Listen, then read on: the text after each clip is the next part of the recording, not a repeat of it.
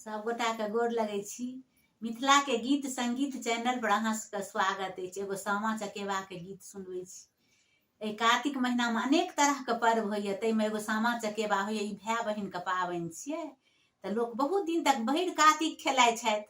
आ नहि तऽ एना तऽ आब अथी दिवाली अबैया, छठि अबैया, छठि दिन से तऽ शुरू होइया, लेकिन केओ केओ भरि कार्तिक खेलाइ छै। तऽ ओसभ सामा के गीत गायब, एगो हम सामा के गीत सुनबै छी। जो अहाँ सबके नीक लागत तऽ चैनल के सब्सक्राइब करब।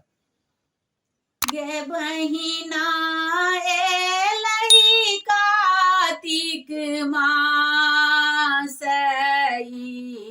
जोड़िया गे सामा हम खेले गे ना। गे बहिना एलही कार्तिक मास, जोड़िया गे सामा हम खेले गे ना।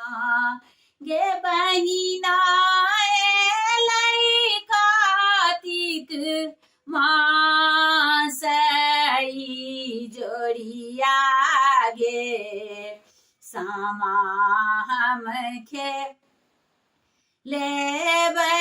गे ना। पहिने माटी कोड़ी अनबै, तखन सामा हम बनेबै गे बहिना सामा हम बनेबै गे बहिना। पाती लगा के डाला में सजेबै गे सामा हम खेले गे ना। गे बहिना पाती लगा के डाला में सजेबै गे सामा हम खेले गे ना।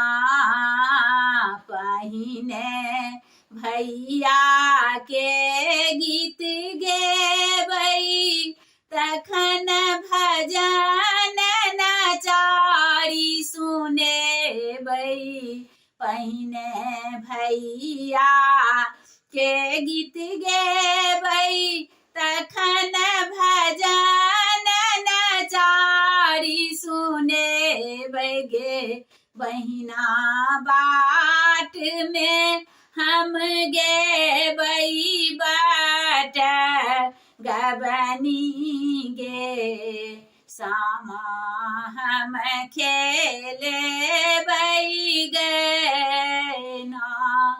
गे बहिना बाट में हम गेबै बाट गबनी गे सामा हम खेले गे ना।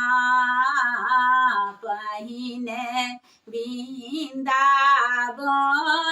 जरेबै, तखन भैया ले आशीष मंगबै। पहिने वृंदावन जरेबै, तखन भैया ले आशीष मंगबै गे बहिना। गाड़ी पढ़ी पढ़ी चुगला के घिसिएबै गे सामा हम खेले गे ना। गे बहिना गाड़ी पढ़ी पढ़ी चुगला के घिसिएबै गे सामा हम खेले गे ना।